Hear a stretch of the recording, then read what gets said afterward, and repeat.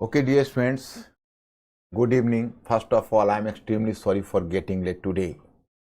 मैं थोड़ा लेट हो गया तो मैं इसलिए थोड़ा मैं शर्मिंदा हूँ।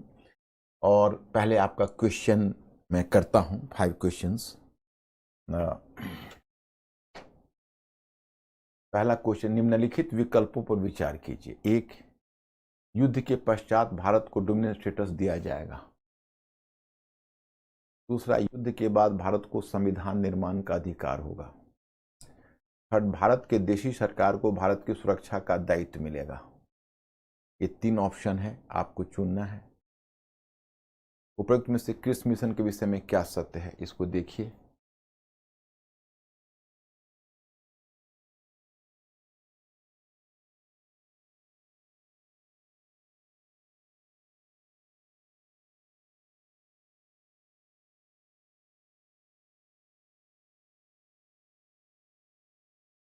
B fast.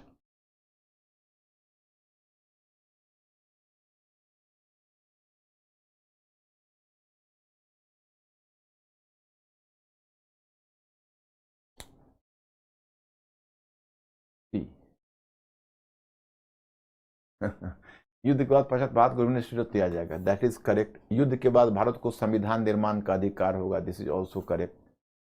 और भारत के देशी सरकार को भारत की सुरक्षा का दायित्व मिलेगा। भारत के देशी सरकार को भारत की सुरक्षा का दायित्व मिलेगा। ये रॉन्ग। आपका आंसर डी है। क्वेश्चन नंबर 2,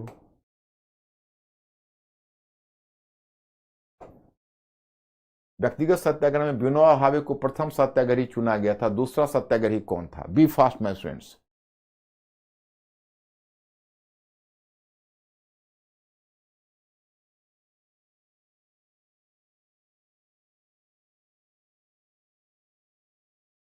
ए doctor Rajendra Prasad, B Pandit Jawaharlal Nehru, C Rajagopalachari, D Sardar Vallabh Bhai Patel.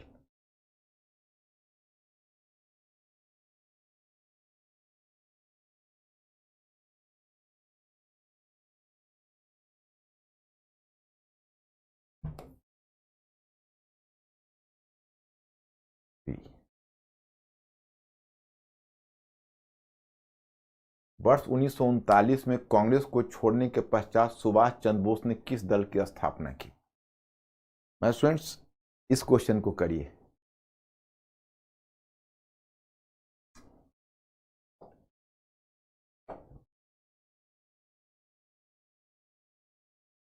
Congress को छोड़ने के पश्चात सुभाष चंद्र बोस ने किस दल की स्थापना की?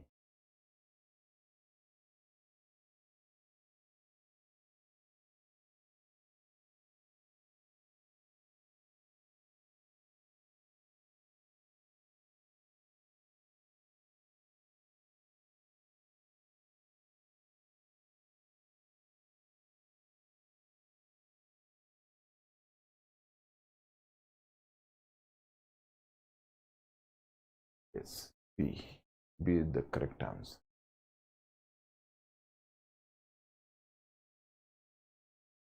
निम्नलिखित कथनों पर विचार किए। गवर्नमेंट ऑफ इंडिया एक्ट 1935 में एक प्रांतीय स्वशासन का उपबंध था।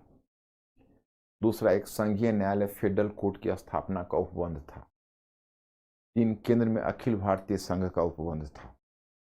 उपरोक्त कथनों में से कौन सा से सही है? 1 ए 1 और 2, बी 2 और 3, सी 1 और 3, डी 1, 2 और 3।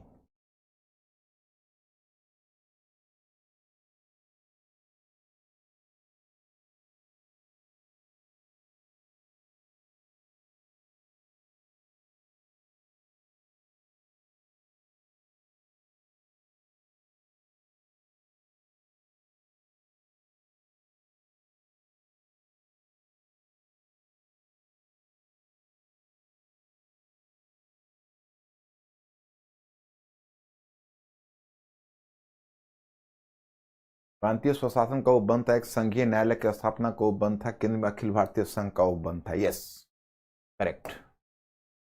5वां, वर्ष 1939 में सभी प्रांतों में कांग्रेस मंत्रिमंडलों ने त्याग पत्र दे दिया।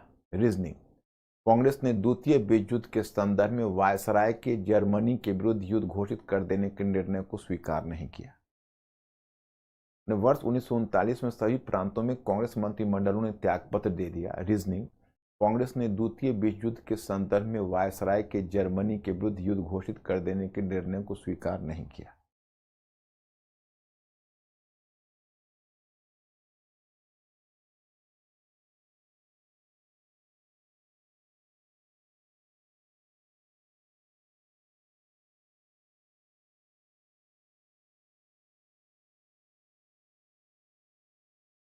क्या उत्तर आ रहा है?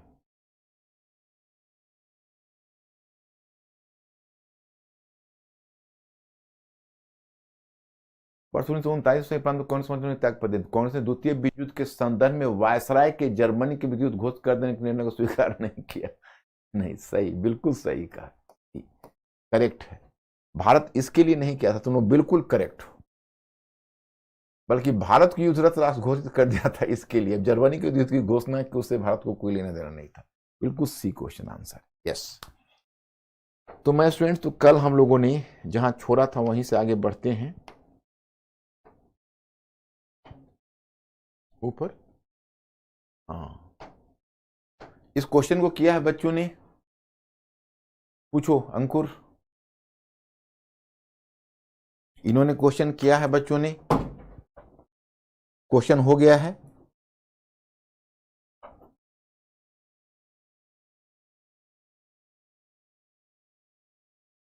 ने 1937 के चुनाव में भारतीय राजनीति में सांप्रदायिक चेतना को बल प्रदान किया। क्या मेरे स्टूडेंट्स ने कवर किया है आज? अंकुर, पूछो इनसे। मिस्टर अंकुर, क्या बोल रहे हैं?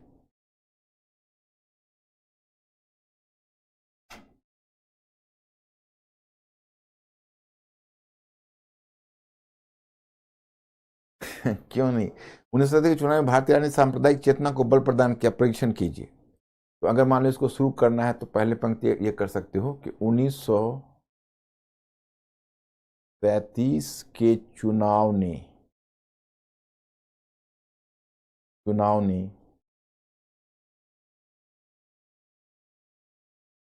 37 के चुनाव ने मुस्लिम लीग को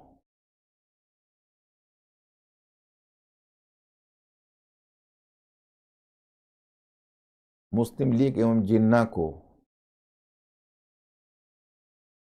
क्या पूछ रहे हैं? बोर्ड ऊपर करके लिखना है।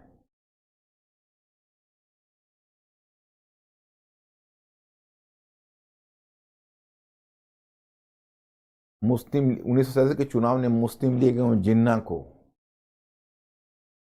को गहरा धक्का पहुंचाया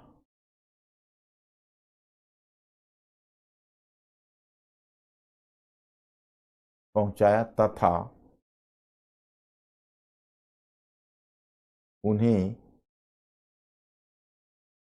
रणनीति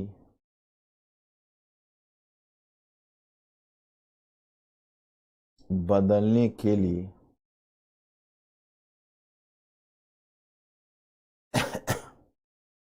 धक्का पहुंचाया एवं उन्हें रणनीति बदलने के लिए प्रोत्साहित किया।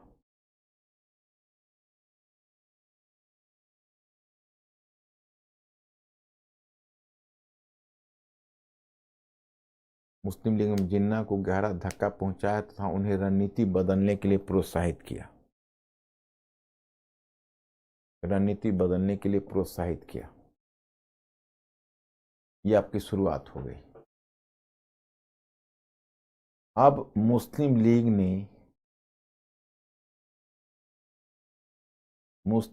ने निम्नलिखित रणनीति अपनाई।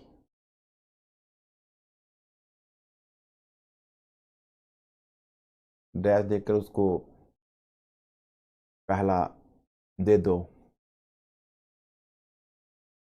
कि नए कार्यक्रम के रूप में पाकिस्तान नए कार्यक्रम के रूप में पाकिस्तान की नए कार्यक्रम के रूप में एक पृथक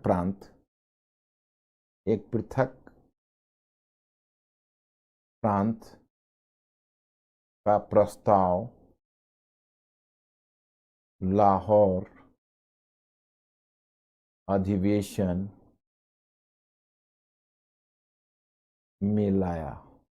चाहे 1940 भी कर सकते हो, केवल लाहौर भी ला सकते हो, लाहौर अधिवेशन में लाया। दूसरा,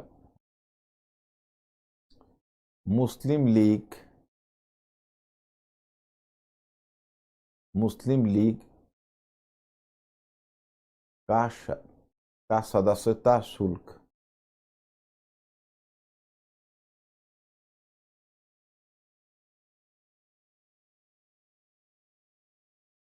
मुस्लिम लीग का सदस्यता शुल्क कम किया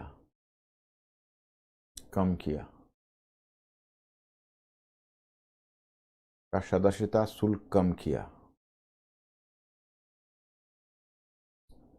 का सदस्यता शुल्क कम किया।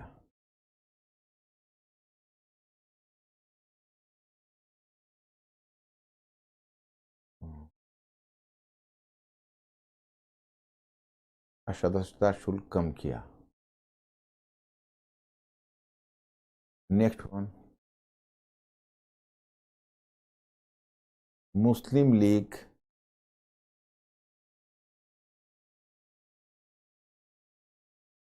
की प्रांतीय समितियों का गठन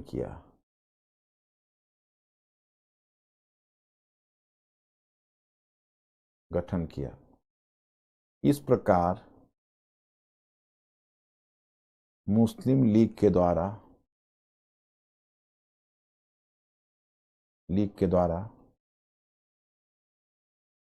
मुस्लिम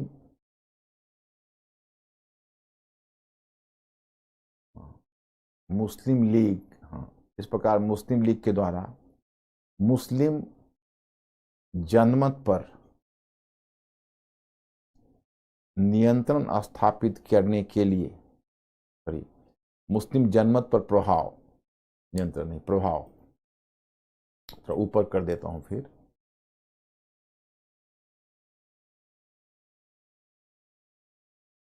मुस्लिम जनमत पर प्रभाव स्थापित करने के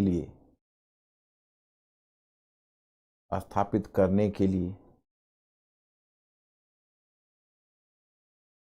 सांप्रदायिक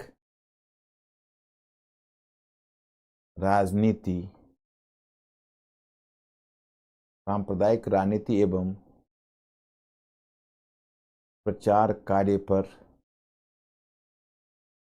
बल दिया गया। दूसरी तरफ वीडी सावरकर के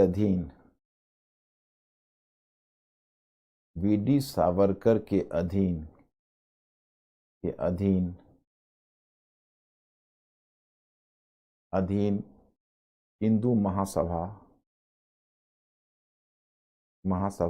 एवं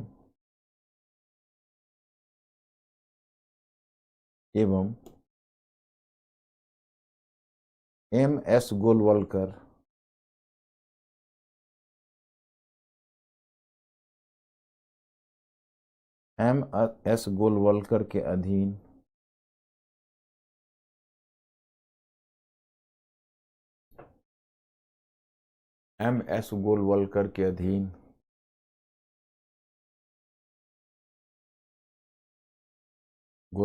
के अधीन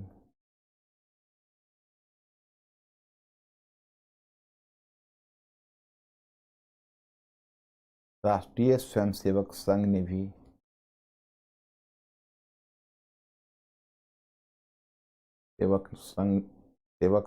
भी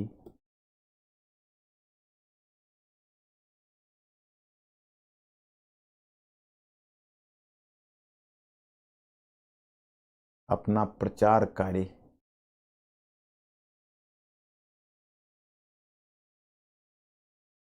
तीव्र कर दिया, अपना प्रचार कार्य तीव्र कर दिया। अतः अपना प्रचार कार्य तीव्र कर दिया, अतः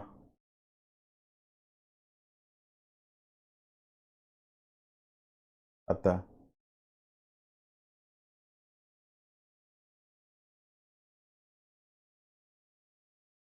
संप्रदायवाद को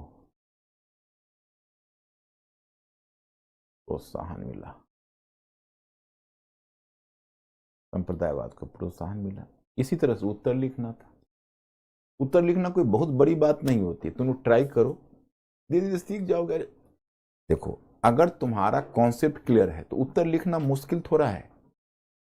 तुमको जैसे मन है वैसे लिखो, पहले अपने आप में कॉन्फिडेंस लाओ। तुम मेरे स्टूडेंट हो, मेरे स्टूडेंट राइटिंग सबसे पहले सीखते हैं, और हमारे रहते हुए तुम राइटिंग ना सीखो ऐसा हो नहीं सकता है। बीच बीच में मैं उसको करवाता रहूँगा, कुछ मॉडल आंसर भी देता रहूँगा। कोशिश करो वर्ड लिमिट्स रखने का, और धीरे धीरे भाषा जैसे जैसे तुम्हारी वर्णनात्मक से विशेषण परख होती जाएगी, प्रॉब्लम सॉल्व होता जाएगा। चलिए, अब देखो, ये कल हम लोगों ने स्टार्ट किया था, तो व्यक्तिगत सत्याग्रह क्रिप्स मिशन हम लोग कर चुके थे। अब इसमें भारत छोड़ो आंदोलन और वेवेल योजना होगी तो ये कार्यक्रम पूरा हो जाएगा, हमारा लक्ष्य। देखो, अब पहले मैं मुस्लिम लीग के बारे में एक बात आपको समझा दूं, फिर आगे बढ़ता हूं। जैसे मैंने आपको बताया कि 1937 के चुनाव के बाद जिन्ना को काफी झटका लगा, तो जिन्ना ने, एक तो जो सेकेंड वर्ल्ड वॉर है वो जिन्ना को एक नई अपॉर्चुनिटी दे रहा है, क्योंकि जो सेकेंड वर्ल्ड वॉर है उससे जिन्ना को गवर्नमेंट के साथ सौदा करने का अवसर मिल गया। आपको याद है, इसने कहा, इसने लिनलिथगो के साथ डील किया और उससे शर्त मनवा ली कि भाई भारत में कोई भी ऐसा सांप्रदायिक, कोई भी ऐसा संवैधानिक निर्णय नहीं लिया जाएगा जिस पर मुस्लिम लीग की सहमति नहीं। और फिर यह भी शर्त करवा ली कि भाई मुसलमानों के एकमात्र नेता के रूप में आप हमसे ही बात करेंगे। तो जिन्ना की तो बहुत बड़ी प्रगति हो गई। लेकिन दूसरी तरफ मैं आपको यह बताना चाहता कि इसका इसकी योजना कहीं और भी थी, क्योंकि 1937 के चुनाव के बाद इसे लग गया था कि अब हमें, जब तक मुस्लिम मासेस पर हमारा पकड़ नहीं है, क्योंकि अब तक तो मुस्लिम एलिट पर इसकी पकड़ थी, मुस्लिम मासेस पर पकड़ नहीं थी, तो इसको लग रहा था कि जब तक मुस्लिम मासेस पर हमारी पकड़ नहीं होगी हम तब तक तरक्की नहीं कर सकते हैं, तो हमें मुस्लिम मासेस पर पकड़ चाहिए। तो इसके लिए इसने कुछ रणनीतियां अपनाई जो कल मैंने डिस्कस किया था। जैसे अपने जो प्रांतीय समिति है उसका पुनर्गठन किया, that was the one factor. प्रांतीय समिति को पुनर्गठन करने के बाद इसने कुछ और भी इंपॉर्टेंट डिसीजन लिए। जैसे इसने डिसीजन यह लिए कि हम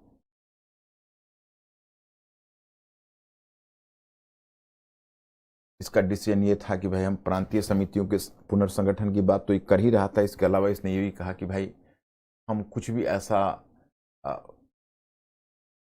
जैसे 1940 में लाहौर प्रस्ताव आया, लाहौर प्रस्ताव के जरिए इसने एक पृथक प्रांत का प्रस्ताव ला दिया। यहाँ पर मैं पहले आपको बताना चाहता हूँ, ये पाकिस्तान, मेरे इस लेक्चर का पहला उद्देश्य यह है कि मैं आपको बता सकूं पाकिस्तान के विषय में। जैसे देखो, ये जो पाकिस्तान शब्द है,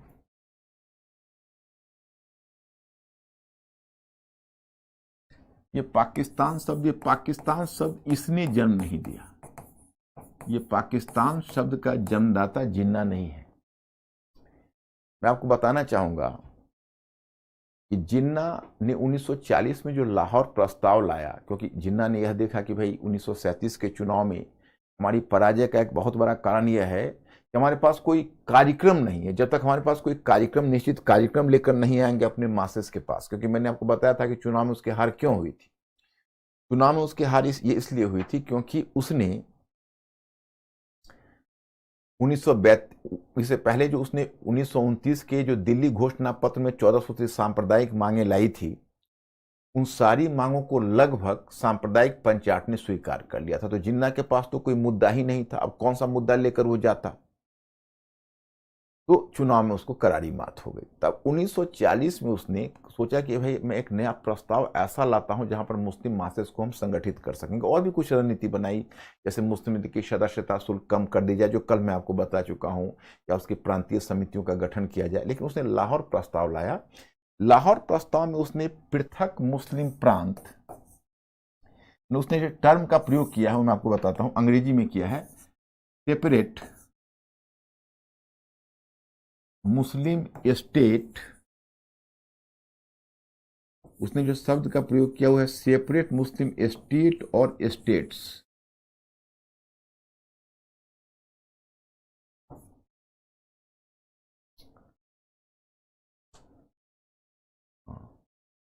सेपरेट मुस्लिम स्टेट और स्टेट्स,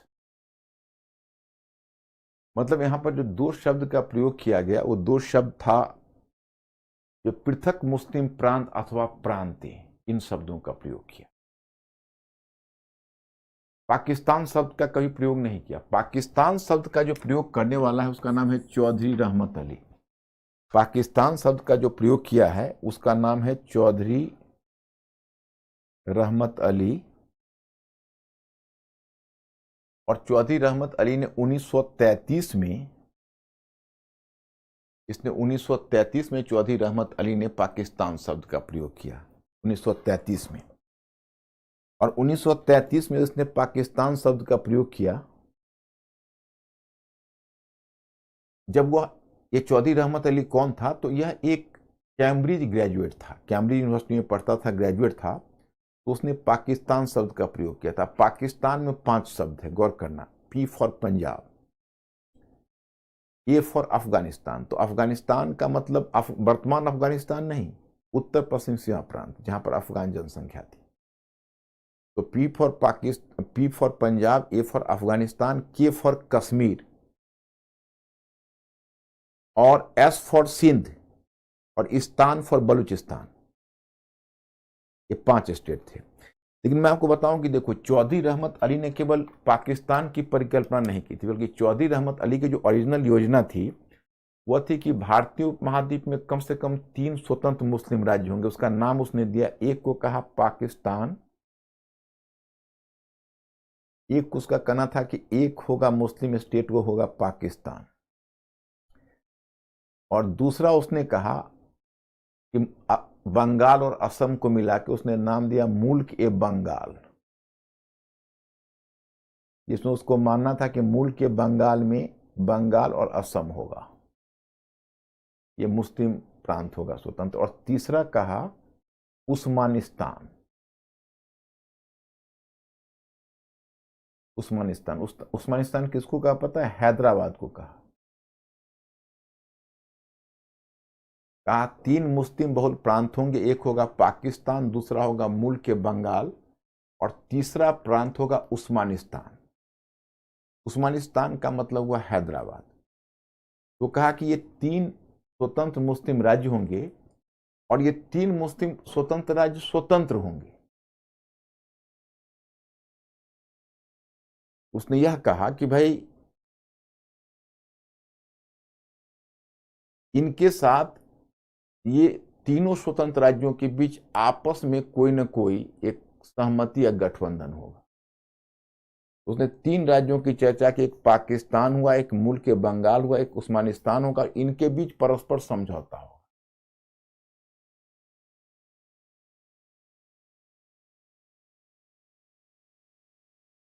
लेकिन आपको जानकर आश्चर्य होगा कि चौधरी रहमत अली को पाकिस्तान में कभी घुसने नहीं दिया गया।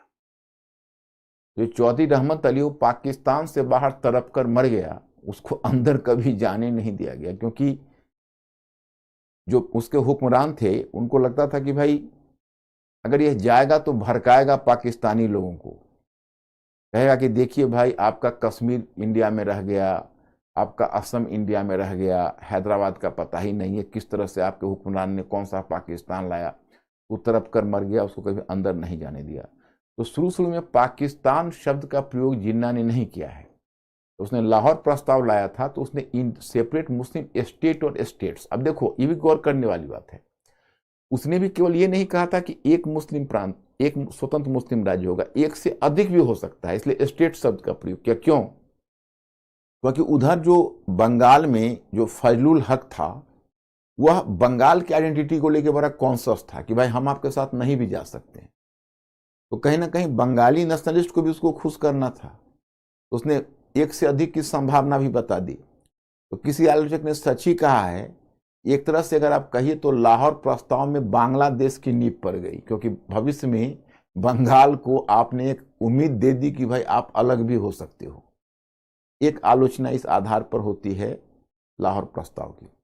और एक आश्चर्य की बात आपको यह है कि लाहौर प्रस्ताव को कहीं भी मुस्लिम मेजॉरिटी प्रोविंस से सपोर्ट नहीं मिला।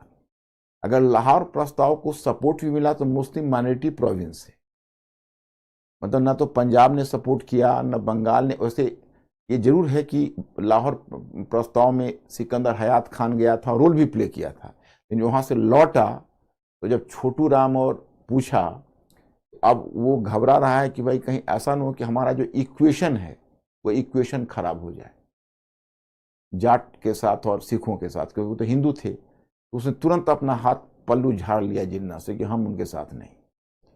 इधर बंगाल में फजलुल हक भी झाड़ लिया, क्योंकि वो भी कुछ हिंदू और मुसलमान दोनों के समर्थन से वो अपना कृषक प्रजा पार्टी रन कराता था। उसको सपोर्ट मिला था बिहार के मुसलमान, उत्तर प्रदेश के मुसलमान, संयुक्त प्रांत के मुसलमान और बॉम्बे के मुसलमानों से, जबकि पाकिस्तान में यहाँ के मुसलमानों के लिए कोई जगह ही नहीं थी। और जिन्ना कभी स्पष्ट करते नहीं थे कि उनकी पाकिस्तान की योजना क्या है, कौन कौन सा क्षेत्र होगा। इस कारण से उनको वहां से सपोर्ट मिल रहा था जहां मुस्लिम माइनॉरिटी में थी, जहां मेजोरिटी में थी वहां उनको सपोर्ट नहीं था। तो ये बात है। तो मुझे लगता है कि ये कॉम्युनल पॉलिटिक्स आप लोग समझ चुके होंगे यहां तक। अब हम आपको उस डायग्राम को फर्दर आगे बढ़ाते हैं। देखिए, क्रिस मिशन तक हो गया, भारत छोड़ो आंदोलन पर चलते हैं। Just 1 minute.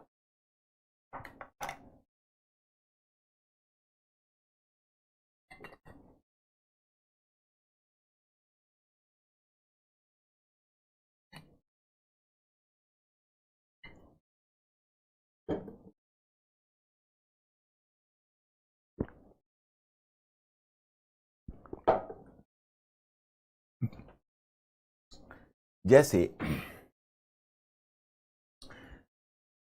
तो मैंने आपको बताया था कि गांधी जी ने व्यक्तिगत सत्याग्रह आंदोलन भी छेड़ा था, क्योंकि गांधी जी नहीं चाहते थे कि हम ब्रिटिश को संकट की स्थिति में डालें, लेकिन वो उम्मीद कर रहे थे कि ब्रिटिश हमारे साथ आकर डील करे।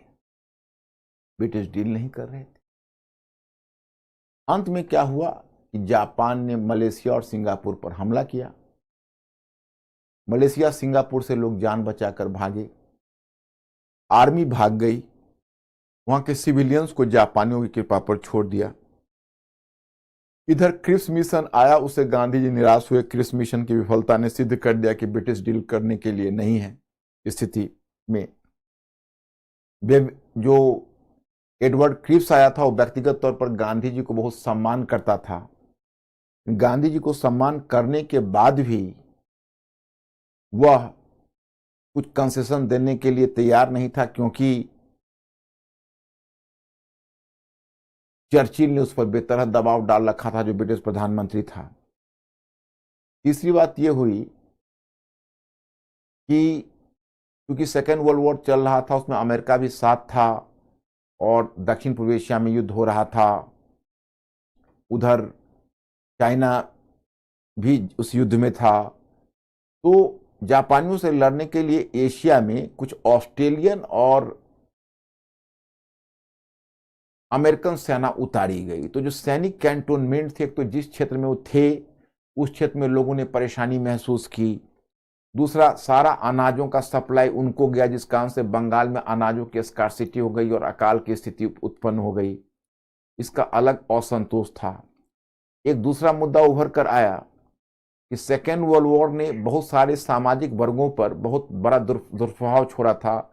द्वितीय विश्व युद्ध के कारण आप देखोगे पूंजीपति भी परेशान थे, जमींदार किसान भी परेशान थे, सभी परेशान थे, आर्थिक दबाव सभी के ऊपर बढ़ रहा था, ये भी एक फैक्टर था।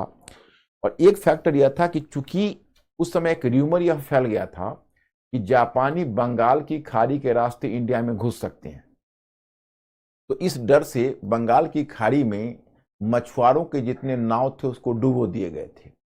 तो मछुआरे अलग परेशान थे, उनको लगता था कि भाई ये तो हमारे नाव को डुबो दिया गया, हमारी जीविका पर हमला किया गया। तो एक तरह से एक आंदोलन का माहौल बदल गया था, एक आंदोलन का माहौल बन गया था। और अचानक से जैसे जैसे गांधी जी का भी धैर्य की सीमा टूटने लगी थी, सुमित सरकार लिखते हैं कि 1942 के ग्रीष्म ऋतु तक गांधी जी के वक्तव्य में काफी आक्रोश उभरने लगा था। और कहीं ना कहीं मुझे लगता है कि गांधी जी को डर यह था कि भाई, गांधी जी को बेसिक डर यह था कि जापानी ब्रिटिश के कारण हिंदुस्तान में चले आएंगे और हिंदुस्तान को सफर करना पड़ेगा। और ऐन मौके पर जैसे सिंगापुर और मलेशिया को ब्रिटिश ने धोखा देकर वहां से भाग गए, अपने आर्मी को निकालकर उस तरह इंडिया से भाग जाएंगे और इंडियंस को ब्रिटिश के कारण दर्द झेलना पड़ेगा। इसीलिए गांधी जी ने कहना शुरू कर दिया ब्रिटिश को कि आप हमें या तो अराजकता पर या ईश्वर की कृपा पर कृपया छोड़ के आप चले जाइए हमें। और गांधी जी को बेचैनी जापानियों के आक्रमण की थी। अंत में गांधी जी ने कहा साफ कि अब मैं और अधिक इंतजार नहीं कर सकता, जिन्ना साहब के हृदय परिवर्तन की राह नहीं देख सकता।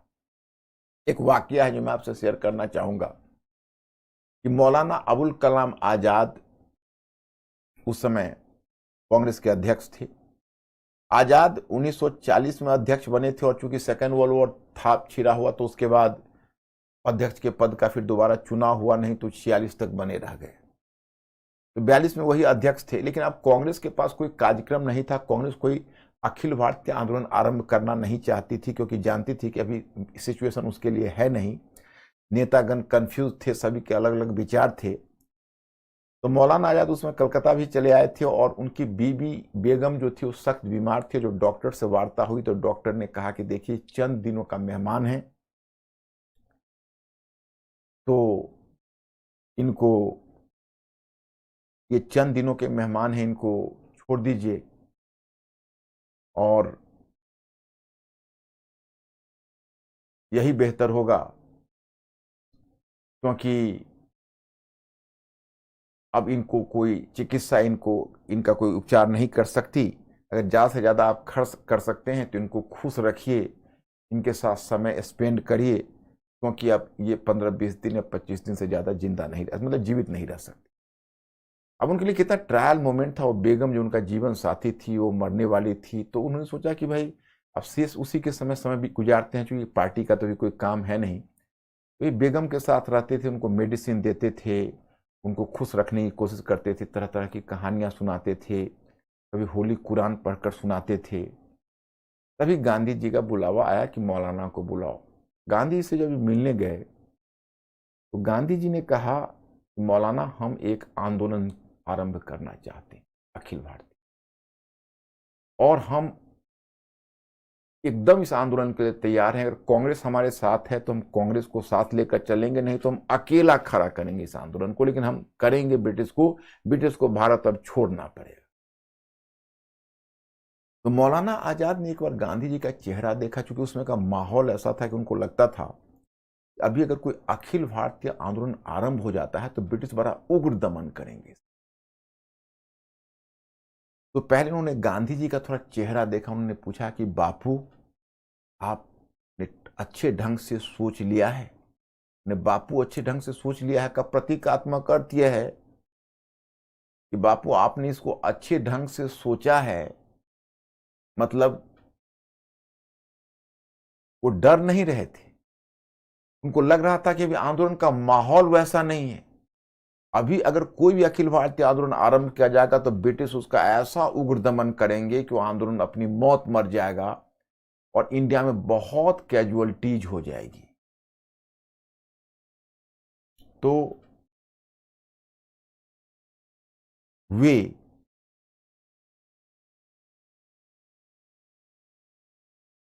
इस बात से बहुत भयभीत थे, आंदोलन की उस संभावना से।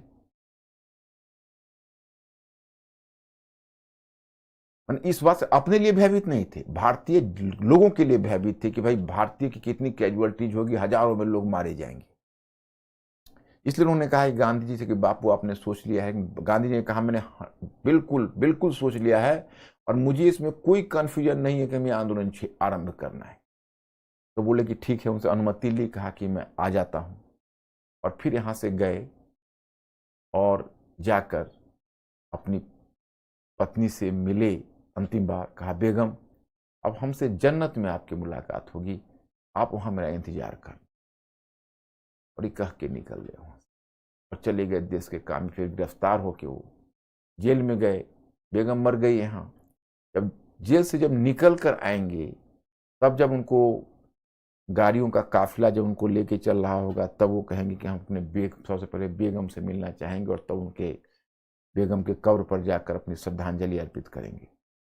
तो ऐसे थे एक एक नेता जिन्होंने इस राष्ट्रीय आंदोलन में कितना बड़ा त्याग किया था, उसको सोच सकते हैं। अब सारे नेता एकत्रित हुए बॉम्बे में और 8 अगस्त 1942 को यह प्रस्ताव पारित हुआ जिसको कहते हो भारत छोड़ो प्रस्ताव।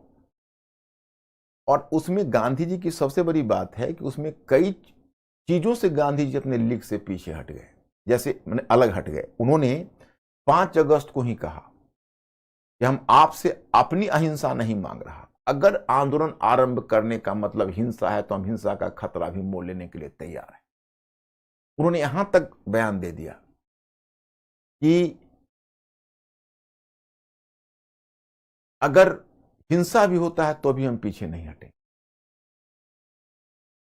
तो मतलब यह है कि अब वो उसके लिए पूरी तरह से आमादा थे। और जो मूवमेंट है 8 अगस्त को जब उन्होंने घोषित किया, तो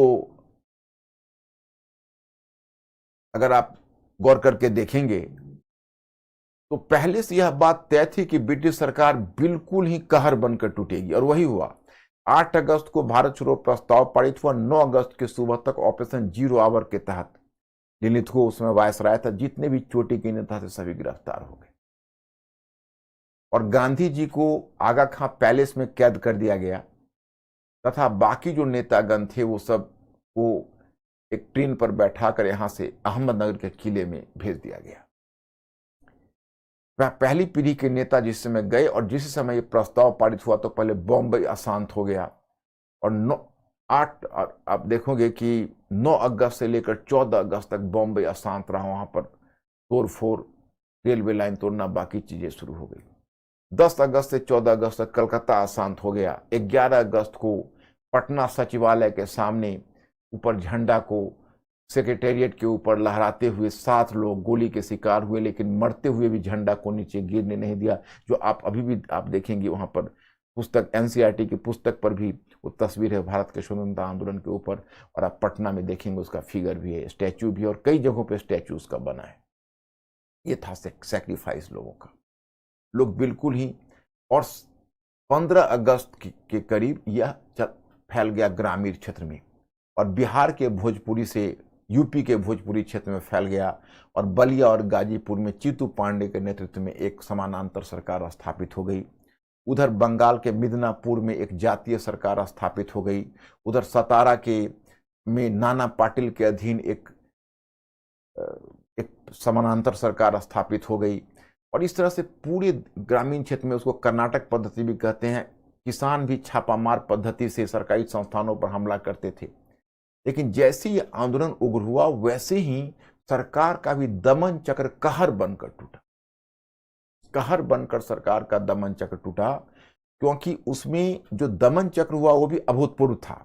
ट्रेन में बैठकर गोरखा रेजिमेंट और सिख रेजिमेंट के जवान जाते थे और रेलवे लाइन पकड़कर वो जा रहे हैं, और जहां रेलवे लाइन टूटा मिलता है गाड़ी रुकती, वहां से उतरते और वहां से उतरकर और सीधा,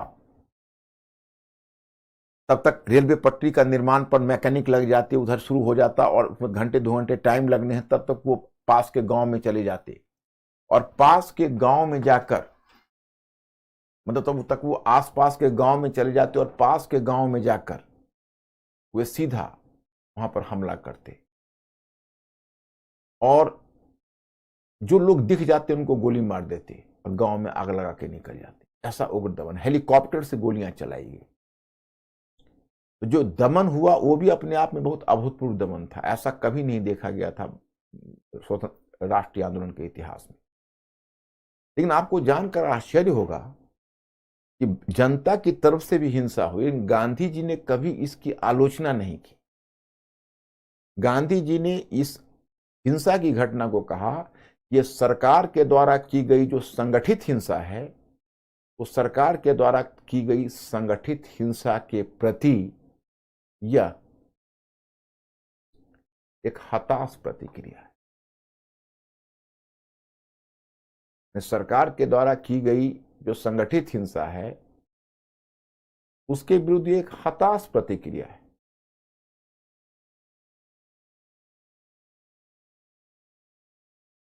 it is simply a desperate reaction.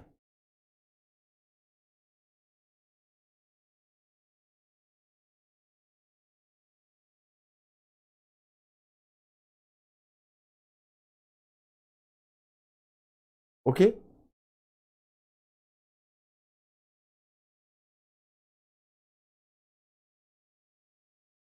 तो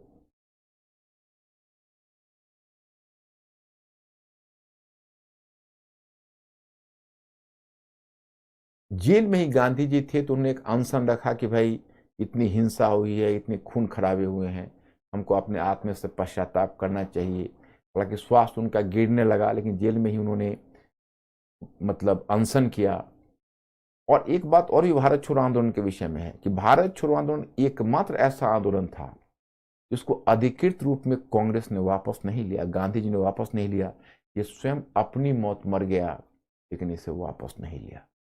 ये तो देखो, ये तो घटनाक्रम है। 1943 में वैसे भी दमन, उग्र दमन के सामने पहले तो दो तीन चीजें हुई। पहले तो शहरी क्षेत्रों में आंदोलन हुए, फिर ग्रामीण क्षेत्रों में गया तो किसानों ने हमला किया, लेकिन किसानों पर उग्र दमन हुआ तो शांत होने लगा। तब कुछ बुद्धिजीवी इसमें शरीक हुए और बुद्धिजीवी और जो छात्र थे वो भी काफी इसमें शरीक हुए और वहां कुछ गुप्त संगठन बनाकर और तब सरकार से संघर्ष करने लगे। जैसे बिहार और नेपाल की सीमा पर जयप्रकाश नारायण ने एक समानांतर सरकार स्थापित कर दी। इस प्रकार से बुद्धिजीवियों ने इस आंदोलन को जारी रखा। लेकिन 1943 तक यह आंदोलन लगभग शांत पड़ गया, चूंकि सरकार का भी उग्र दमन था। लेकिन गांधी जी भी अड़े रहे कि इस आंदोलन को वापस नहीं लेंगे, चाहे हिंसा हो या कुछ, लेकिन उन्होंने वापस नहीं लिया। ये तो घटना है, लेकिन इस केस से जुड़े हुए एक दो प्रश्न हैं जो मैंने आपको दिया हुआ है, उस पर नजर डाल लीजिए।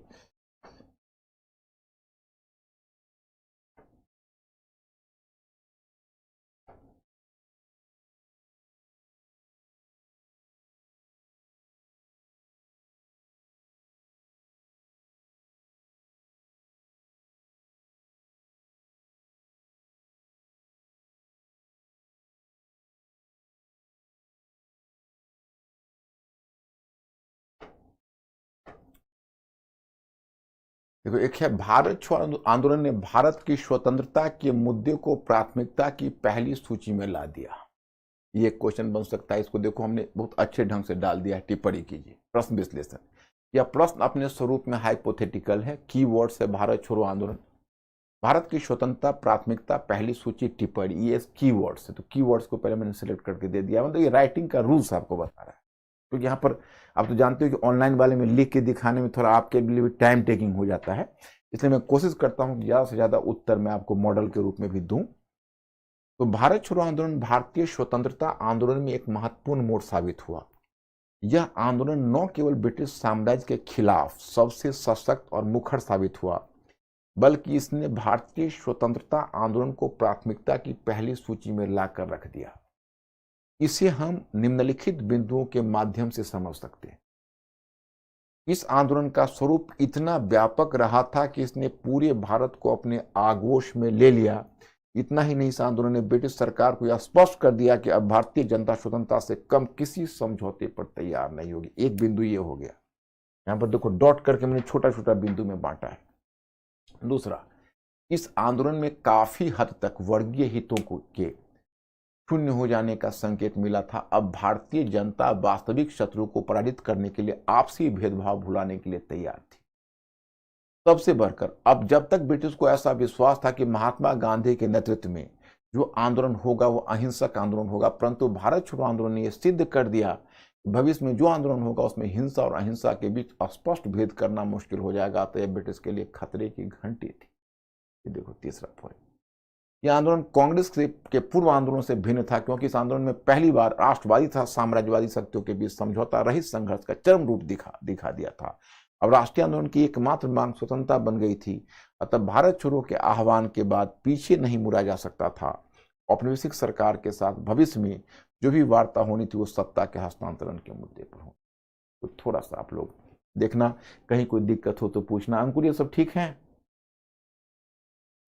इस प्रकार स्पष्ट है कि इस आंदोलन ने स्वतंत्रता को प्राथमिकता की पहली सूची में। छापामार पद्धति, छापामार पद्धति का मतलब है छिपकर वॉर करना। उसी को छापामार पद्धति को गुरिल्ला पद्धति कहते हैं।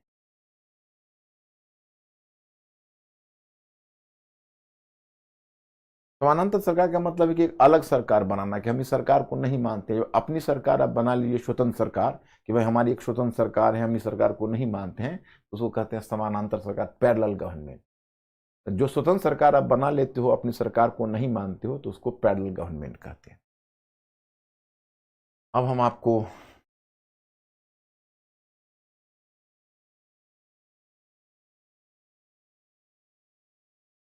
लास्ट जो मैंने आपको डायग्राम है वेबेल योजना उसमें बताता हूं। इसमें लास्ट आपकी है वेबेल योजना।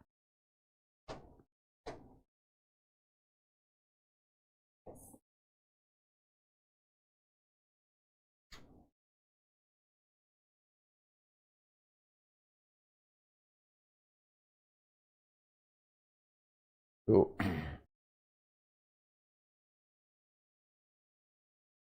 देखिए, ये जो मई जून 1945 में योजना आई, और यह योजना क्या है? राष्ट्रवाद की प्रगति होगी, संप्रदायवाद की प्रगति होगी। इसको थोड़ा समझ लीजिए, मैं आपको याद ही करवा देता हूं। 1945 तक, जैसे पहले तो आप जानते हो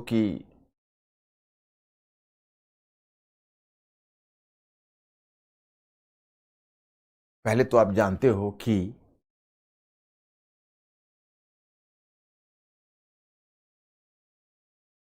लिलिथगो भारत के वायसराय थे। लिलिथगो के बाद नए वायसराय के रूप में वेवेल का आगमन हुआ। वेवेल सेकेंड वर्ल्ड वॉर के समय वो साउथ ईस्ट एशिया में ब्रिटिश सेना के कमांडर थे, लेकिन सेकेंड वर्ल्ड वॉर के बाद वो फ्री हुए और उनका ट्रांसफर हो गया इंडिया के वायसराय के रूप, इंडिया के वायसराय बनकर आए। 1945 में आने के बाद सबसे पहले उन्होंने गुडविल जेस्चर के रूप में, गुडविल जेस्चर के रूप में, मतलब एक अच्छे सद्भावपूर्ण नीति के प्रतीक के रूप में, जो कांग्रेस के जो गिरफ्तार नेता थे उन नेताओं को पहले आजाद किया, उनको आजाद करवाया। पहला काम तो ये किया, ठीक है, बहुत अच्छा काम किया। फिर उनके सामने एक प्रस्ताव रखा जिसको कहते हैं वेवेल योजना। ये मई जून में योजना रखी गई, मई में। वो योजना में कहा कि देखिए, वायसराय के पास, वायसराय के काउंसिल में कुल 12 सदस्य थे। एक वायसराय था, एक सुप्रीम कमांडर था और उसके 10 मेंबर्स थे टोटल। गौर करिएगा, एक वायसराय, एक सुप्रीम कमांडर और दूसरा 10 मेंबर्स। तो 10 मेंबर्स थे तो टोटल 12 मेंबर्स हुए। तो उसमें उन्होंने कहा कि वायसराय और सुप्रीम कमांडर को जोड़कर बाकी जो 10 मेंबर्स होंगे वो इंडियन मेंबर्स होंगे, भारतीयों के लेंगे। उसमें उन्होंने कहा कि 5 हम हिंदुओं को लेंगे और 5 मुसलमानों को, मतलब 5 मुसलमानों को लेंगे। मतलब 5 कांग्रेस का और 5 मुस्लिम लीग का प्रतिनिधि होगा। तो 5 कांग्रेस का प्रतिनिधि भेजेंगे, 5 मुस्लिम लीग का। तो अब जब ये प्रतिनिधियों की बात हुई और उन्होंने यह भी कहा कि वायसराय की जो डिस्क्रिशनरी पावर, उसको विवेकाधीन शक्तियां, विवेकाधीन शक्तियां उसको कहते हैं, जैसे वायसराय को कुछ शक्तियां ऐसी दी गई थी कि वायसराय अपने ढंग से निर्णय ले सकता था, किस समय सरकार को हाथ में ले लूं, किस समय क्या करूं। तो वायसराय को जो कुछ शक्तियां दी गई थी, विशेष शक्तियां, उसके बारे में कहा कि देखिए वो शक्तियां तो हमारी रहेगी, लेकिन हम विश्वास दिलाते हैं उस शक्ति का दुरुपयोग नहीं करेंगे। ये तो प्रगतिशील कदम था। अब थोड़ा ये बात तो चुभती है कि भाई 5 सदस्य, 5 मेंबर्स, 5 प्रतिनिधि आपने कांग्रेस को दिए और 5 ही प्रतिनिधि आपने मुस्लिम लीग को दिए। तो 5 कांग्रेस को दिए और 5 मुस्लिम लीग को दिए, तो कांग्रेस को थोड़ा तो ज्यादा तो होना चाहिए था, क्योंकि कांग्रेस कुछ भी हो तो एक बड़ी पार्टी थी, वो अखिल भारतीय संपूर्ण भारत की जनता का प्रतिनिधित्व करती थी, और मुस्लिम लीग सांप्रदायिक पार्टी थी, केवल मुसलमानों का प्रतिनिधित्व करने का दावा करती थी, और बराबर सीटें दोनों को देना यह अनुचित था। लेकिन फिर भी कांग्रेस ने इस पर आपत्ति नहीं की, ठीक है 5 सीटें कांग्रेस को, 5 मुस्लिम लीग को मिली, उसको स्वीकार कर लिया। लेकिन समस्या तब आई जब कांग्रेस ने अपने 5 मेंबर्स में 2 मुस्लिम मेंबर्स को चुना। कांग्रेस ने कहा कि हमें 5 मेंबर्स भेजना है, मैं तय करूंगा कि मेंबर्स हमारा, मैंने हम तय करेंगे मेंबर्स क्या कौन होंगे। तो 3 हिंदू को चुना और 2 मुस्लिम को चुना, जिसमें मुस्लिम में एक मौलाना अबुल कलाम आजाद थे और दूसरा खान अब्दुल गफ्फार खान थे, जिनको सीमांत गांधी कहा जाता है। जिसी समय इन मेंबर्स को चुना तो जिन्ना खफा हो गए। जिन्ना ने कहा कि नहीं नहीं, कांग्रेस को केवल हिंदू मेंबर्स चुनने का अधिकार है, मुस्लिम मेंबर्स चुनने का अधिकार केवल मुस्लिम लीग को है। इस पर कांग्रेस ने कहा कि देखिए तो आपकी समस्या है, आपने आपको अपने आप को मुसलमानों की पार्टी घोषित कर रखी हो, तो आप शौक से मुस्लिम मेंबर्स को चुनिए। लेकिन हमने तो कहा है कि हम तो भारत का प्रतिनिधित्व करते हैं, हिंदुस्तान का प्रतिनिधित्व करते हैं, इंडिया का प्रतिनिधित्व करते हैं, जिसमें हिंदू भी है, मुसलमान भी है, सिख भी और ईसाई भी है। तो हम तो धार्मिक आधार पर विभाजन नहीं कर सकते हैं। हमें तो पूरा अधिकार है मुस्लिम प्रतिनिधि को चुने, हम तो चुनेंगे। हम इस प्रिंसिपल से पीछे कैसे हट जाएंगे? तो इसका मतलब है कि हम सिद्ध करेंगे हम हिंदुओं की पार्टी। अब समझ सकते हो कांग्रेस की मजबूरी। जिन्ना ने कहा कि नहीं, ये बात नहीं होगी। अब वेवेल महोदय ने इस बात का हल निकालने के लिए 16 जून से 25 जून के बीच शिमला में एक सम्मेलन बोला है। इसको कहते हैं शिमला सम्मेलन। 14 जून से 25 जून 1945 को यह सम्मेलन हुआ। मौलाना आजाद और खान अब्दुल गफ्फार खान सम्मेलन में जब गए तो जिन्ना उनसे इतने खफा थे कि उनसे हैंड शेक, जब दोनों ने हाथ बढ़ाया हाथ मिलाने के, तो हाथ मिलाने से भी इनकार कर दिया। और जिन्ना इस बात पर अड़े रहे कि नहीं, कांग्रेस मुस्लिम प्रतिनिधि नहीं चुन सकती। अब ऐसी स्थिति में जितना उनका इंजेन्युइन डिमांड था, वेवेल को चाहिए था जिन्ना को छोड़ देते, काम को आगे बढ़ा देते। ठीक है आप जिन्ना साहब रहिए, फिर तो हम क्या कर सकते हैं, हम कोई दूसरी पार्टी से ले लेंगे, दूसरी मुस्लिम पार्टी से बात करेंगे। लेकिन उन्होंने कहा कि नहीं, जिन्ना साहब तैयार नहीं है, तो ये वार्ता कैसे आगे बढ़ेगी। उन्होंने वार्ता को तोड़ दिया। तो मैं स्टूडेंट, संप्रदायवाद की शक्ति की जीत हुई इसमें। और कहते हैं कि वो आप याद करो, लिलिथगो प्रस्ताव, या जिसको लिलिथगो प्रस्ताव या उसको बोलते हैं अगस्त प्रस्ताव में, जो मुस्लिम लीग को पहली बार वीटो की शक्ति दी गई थी, वो वीटो की शक्ति का इस्तेमाल करने का मुस्लिम लीग को खुला अधिकार मिला, और मुस्लिम लीग ने खुलकर इस वीटो की शक्ति, और इसके लिए उत्तरदायी वेवेल है। एक तरह से समझो तो वेवेल योजना सांप्रदायिक ताकत की पराकाष्ठा थी। बट माय स्टूडेंट, अब स्थिति बदलेगी, क्योंकि सेकेंड वर्ल्ड वॉर ने ब्रिटेन को तोड़ दिया है। अब ब्रिटेन अपनी नीति को बदलने के लिए मजबूर होगी। अब 2 वर्ष का टाइम 45 से 47 आपका बच गया है, और भारतीय राष्ट्रीय आंदोलन का द्वितीय विश्व युद्ध के पश्चात 45 से 47 तक का बच गया है। और माय स्टूडेंट, इसको मैं आज आप लोगों से रिक्वेस्ट करता हूं कि आज इसको रहने दीजिए। क्योंकि टाइम भी निकल गया, आज तबीयत भी मेरी थोड़ी नासाज है। तो 45 से 47 का ये एरा जिसमें स्वतंत्रता भी हुआ, विभाजन हुआ है, ये बड़ा इम्पोर्टेंट एरा है। इसलिए आज मैं अपने लेक्चर को यहीं रोक रहा हूँ थोड़ा पहले, क्योंकि मेरी तबीयत भी थोड़ी ठीक नहीं है। मैं फिर कल मिलता हूँ, तो कल आज़ादी और विभाजन तक हम लोग पहुँच जाएंगे। तो my students, here I am staying today. Thank you very much.